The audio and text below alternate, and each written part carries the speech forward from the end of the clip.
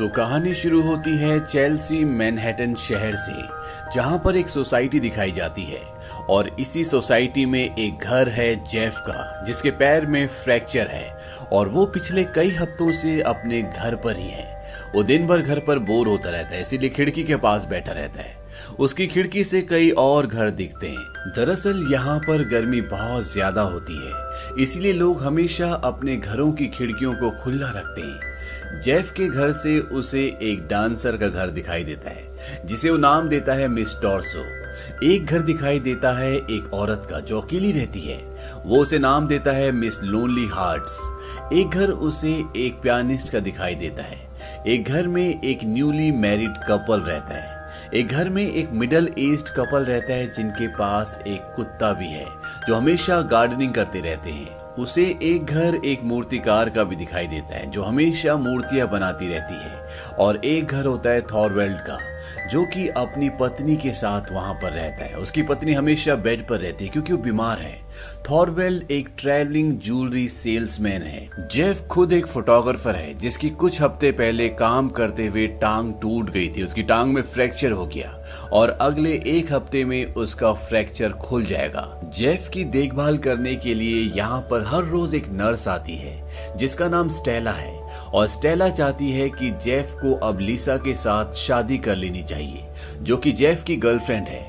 लेकिन जेफ ऐसा नहीं करना चाहता क्योंकि लीसा का और जेफ का दोनों का लाइफस्टाइल बहुत अलग है। लीसा एक हाई क्लास लड़की है जबकि जेफ की जिंदगी बहुत नॉर्मल है। लेकिन ये सिर्फ जेफ की सोच है। लीसा ऐसा नहीं सोचती। वो जेफ से प्यार करती है और अपनी जिंदगी उसके साथ बिताना चाहती है। लेकिन जेफ नहीं चाहता। वो नहीं चाहता कि लीसा को किसी भी तरह का कॉम्प्रोमाइज उसकी लाइफ में करना पड़े क्योंकि उसकी जिंदगी बहुत अच्छी होती है। जबकि जेफ जिस तरह का फोटोग्राफर होता है, उसकी जिंदगी में रिस्क होता है। उसे बार बार बाहर जाना पड़ता है और ऐसी परिस्थितियों में भी रहना पड़ता है जिसमें वो नहीं चाहता कि लीसा भी रहे।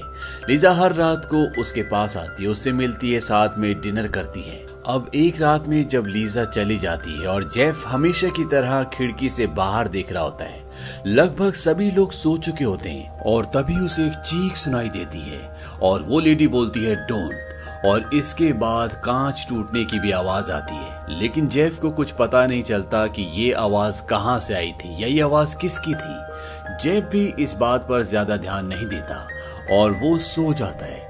और आधी रात को बिजली चमकने से उसकी नींद खुलती है और वो देखता है कि उसके सामने वाले अपार्टमेंट में जो थॉरवेल्ड रहता है वो रेनकोट पहनकर हाथ में एक ब्रीफकेस लेकर घर से निकल जाता है। इस वक्त रात के 1:55 हो रहे होते हैं और ठीक 40 मिनट बाद यानी कि 2:35 पर थॉरवेल्ड वापस आ जाता है। लेकिन वो ज्यादा देर तक घर पर नहीं रुकता और एक बार फिर से उसी ब्रीफकेस को लेकर वो घर से बाहर निकल जाता है।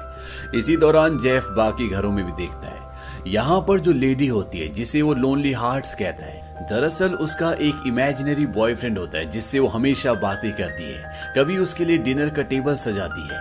लेकिन ऐसा असल जिंदगी में कोई भी नहीं है, ये उसकी इमेजिनेशन है और इसीलिए उसका नाम जेफ ने लोनली हार्ट्स रखा होता है। अब जब जेफ लोगों के घरों में ताका झाकी कर रहा होता है तभी थॉरवेल्ड वापस आ जाता है। लेकिन वापस आने के बाद वो अपने घर पर रुकता नहीं है, बल्कि एक बार फिर से अपना ब्रीफकेस लेकर घर से बाहर निकलता है।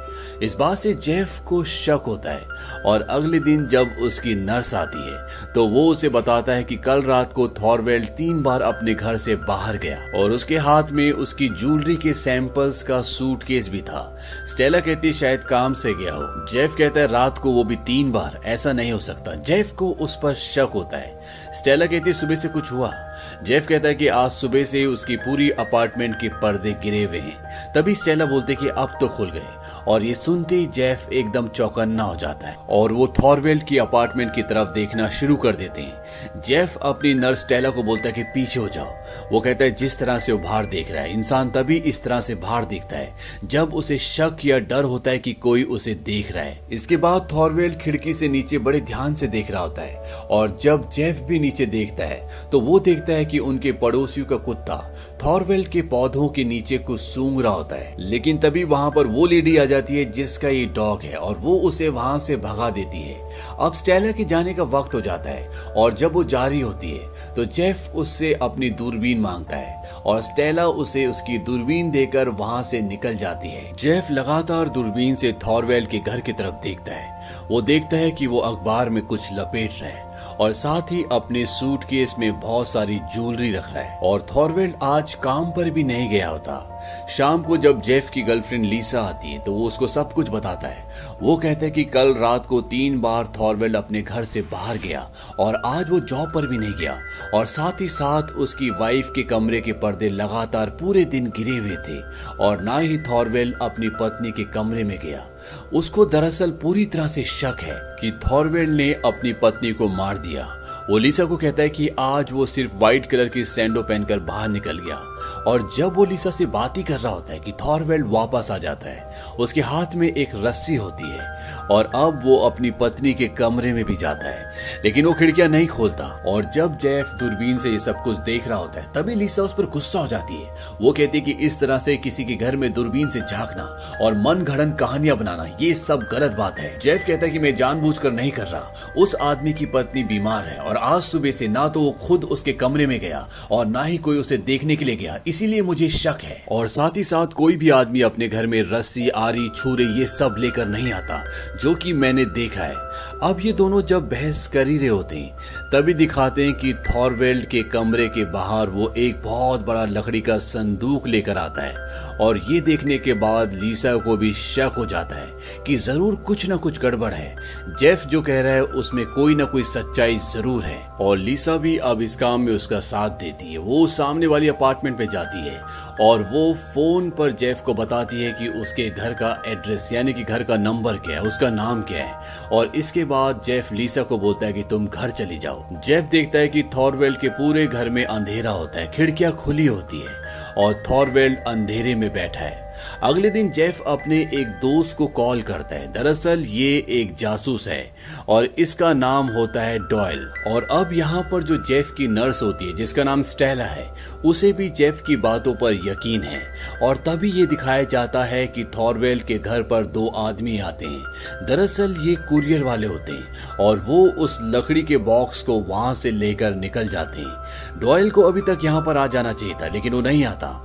इसीलिए स्टेला भागते हुए नीचे जाती है ताकि वो उस गाड़ी का नंबर नोट कर सके जिसमें वो बॉक्स लेकर गए हैं। लेकिन इससे पहले कि वो ऐसा कर पाती, वो गाड़ी वहां से निकल जाती है। इसके बाद डॉयल जेफ के पास आ जाता है और जेफ डॉयल को बताता है कि मैंने जो कुछ देखा उससे ये पूरा संदेह होता है कि उस आदमी ने अपनी पत्नी को मार दिया।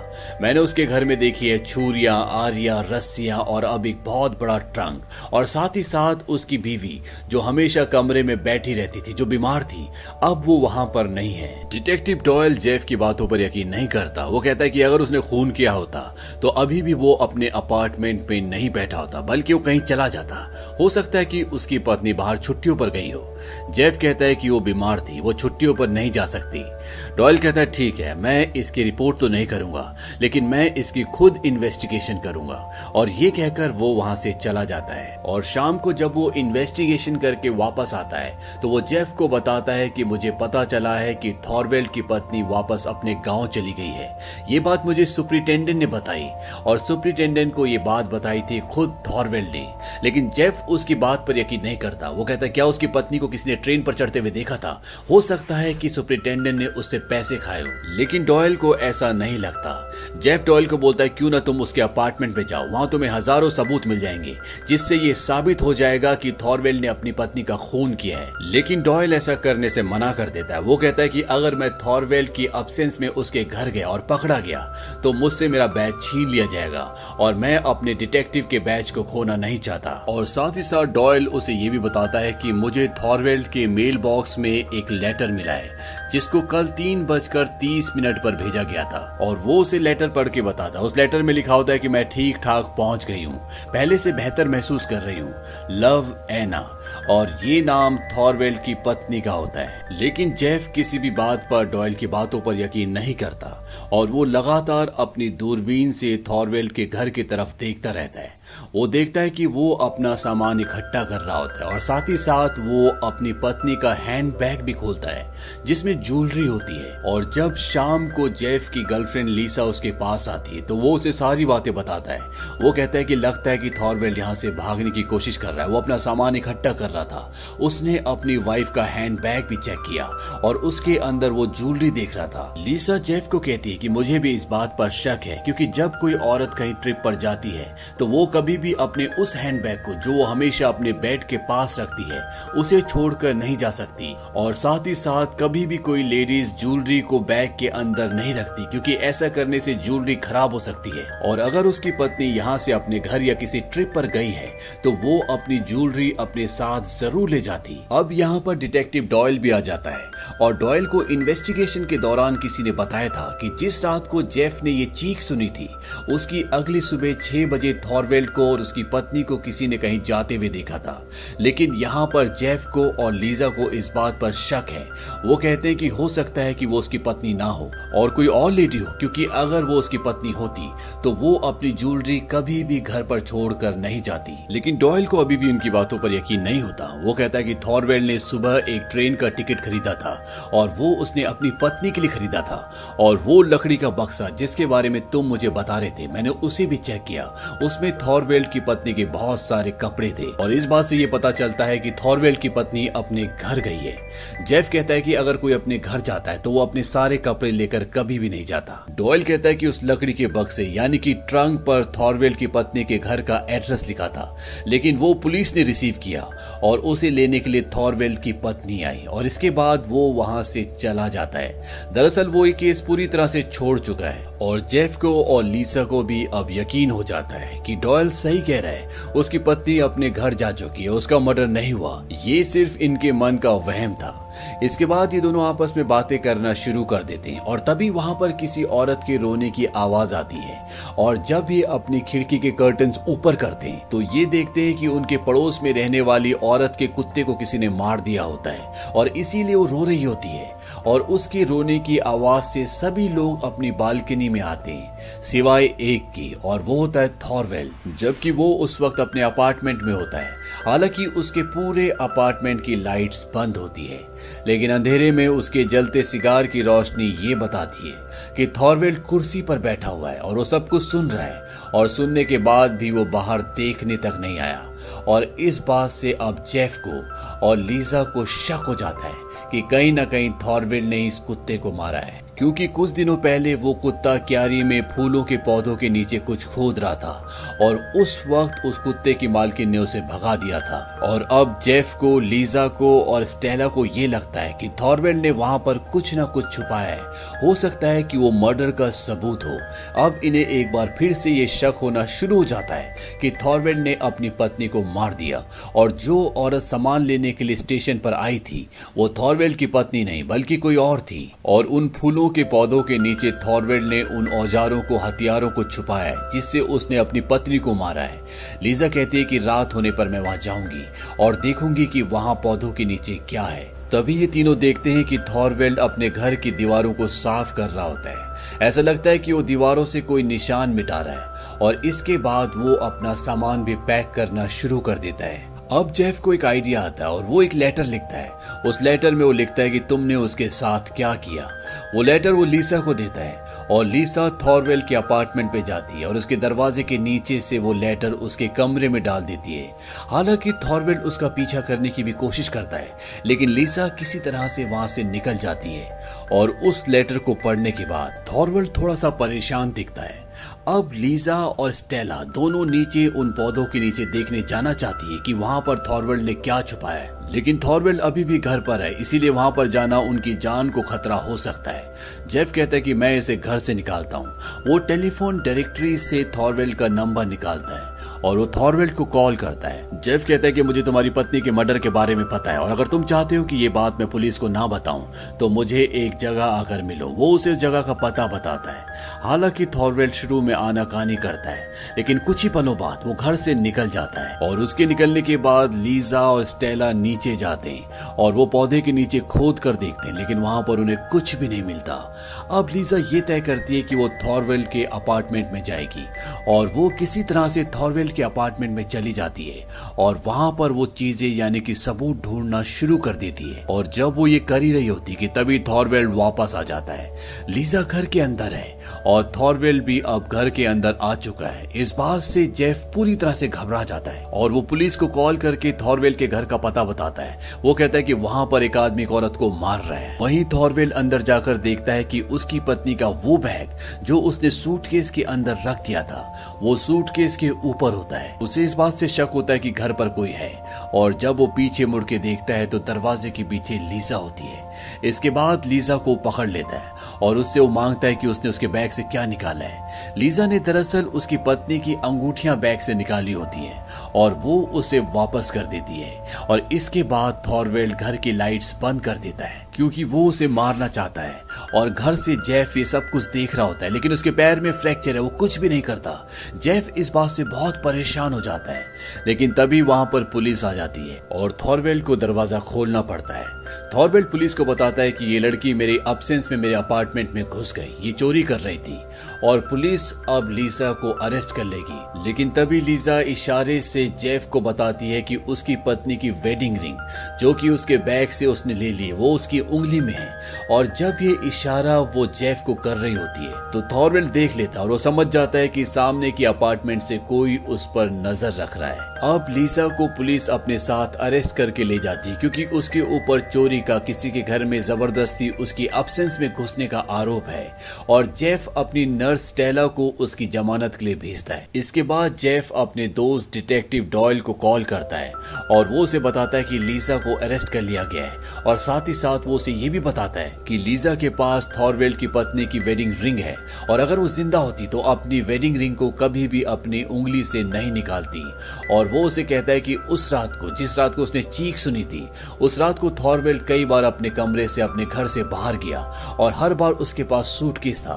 अगर वो अपना सामान लेकर बाहर गया होता तो उसका सामान घर पर नहीं होना चाहिए था, लेकिन अभी भी उसका सारा सामान घर पर है। डॉयल कहता है कि तुम चिंता मत करो, मैं लीजा को छुड़ाने के लिए पुलिस स्टेशन जा रहा हूँ। और इसके बाद वो फोन रख देता है और तभी दोबारा फोन की घंटी बजती है और जेफ बोलता है कि थॉरवेल्ड के घर की सारी लाइट्स बंद है लेकिन दूसरी तरफ से कोई भी आवाज नहीं आती। और तभी उसे सीढ़ियों पर किसी के कदमों की आहट सुनाई देती है जो उसी के कमरे, उसी के अपार्टमेंट के अंदर आ रहा है।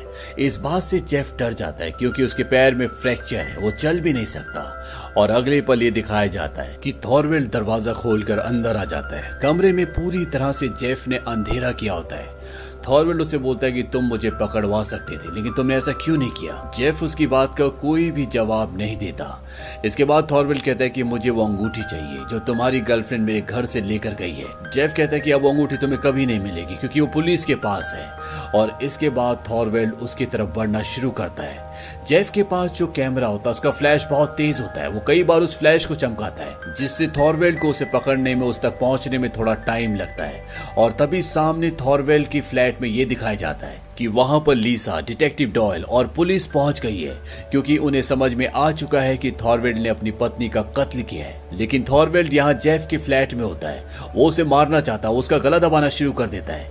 लेकिन लीसा ये दूर से देख लेती है, वो समझ जाती है कि थॉरवेल्ड वहां पर है और ये सब के सब अब जेफ के फ्लैट की तरफ भागते हैं। थॉरवेल्ड जेफ को उसके फ्लैट से नीचे लटका देता है, वो उसे वहां से गिराकर मारना चाहता है लेकिन तब तक वहां पर पुलिस पहुंच जाती है और वो थॉरवेल्ड को अरेस्ट कर लेती है। लेकिन इससे पहले कि वो जेफ को ऊपर खींचती, जेफ नीचे गिर जाता है। लेकिन नीचे कुछ पुलिस वाले होते हैं इसीलिए उसे चोट तो लगती है लेकिन उसकी जान बच जाती है। थॉरवेल्ड अपने गुनाह को कबूल कर लेता है, उसी ने अपनी पत्नी का कत्ल किया था और कुत्ते को भी उसी ने मारा था क्योंकि जहां पर उसने सबूत छुपाए थे कुत्ता बार बार जाकर उसी जगह अपने पंजों से खुदाई कर रहा था जिससे थॉरवेल्ड पकड़ा जा सकता था, इसीलिए उसने कुत्ते को मार दिया। और साथ ही साथ वो लेटर जो डॉयल को मिला था वो भी थॉरवेल्ड ने जानबूझकर अपने लेटर बॉक्स में डाल दिया था ताकि वो पुलिस को, लोगों को गुमराह कर सके। और साथ ही साथ थॉरवेल्ड जिस लेडी को रेलवे स्टेशन छोड़ने के लिए गया था वो उसकी पत्नी नहीं थी और ना ही वो उसकी पत्नी थी जो पुलिस स्टेशन से उसका ट्रंक यानी कि लकड़ी का बक्सा लेने के लिए आई थी। हो सकता है कि ये दोनों लेडी एक ही हो। इस बात पर फिल्म में कोई भी रोशनी नहीं डाली गई और अंत में ये दिखाया जाता है कि जेफ, जो कि अपने पैर के प्लास्टर खुलने का इंतजार कर रहा था, अब उसके दोनों पैरों में प्लास्टर है, यानी कि अब उसे कई और हफ्ते इसी तरह से खिड़की पर बैठकर इंतजार करना होगा कि कब उसके दोनों पैर ठीक हो और कब उसके दोनों पैरों का प्लास्टर खुल जाए और वो इस तरह से रियर विंडो से झांकना बंद करे। वो रियर विंडो से झांक कर देखता है कि वहां पर जितने भी लोग होते हैं वो सब कहीं ना कहीं अपनी जिंदगी में सेटल हो गए। लोनली हार्ट, जिसका इमेजिनरी फ्रेंड था, अब वो दूसरे अपार्टमेंट पे रहने वाले पियानिस्ट से बात करती है और साथ ही साथ सामने रहने वाले डांसर का बॉयफ्रेंड, जो कि आर्मी में था, वो भी घर वापस आ चुका है। और थॉरवेल ने जिनकी डॉग को मारा था, उन्होंने अब एक नया डॉग ले लिया है और लीसा, उसकी गर्लफ्रेंड, उसके सामने बैठकर एक मैगजीन पढ़ रही होती है। इस मैगजीन का नाम होता है बियॉन्ड द हाई हिमालयाज। दरअसल वो जेफ को ये जताना चाहती है कि उसे इस तरह की जगहों पर इंटरेस्ट है, क्योंकि जेफ को इस तरह की जगहों पर फोटोग्राफी करने के लिए जाना होता है। लेकिन जब वो देखती है कि जेफ सो गया है तो वो उस मैगजीन को रखकर फैशन मैगजीन उठाकर पढ़ना शुरू कर देती है, जिसमें लीसा को इंटरेस्ट होता है। और इसी के साथ इस फिल्म का एक सुखद अंत हो जाता है। ये फिल्म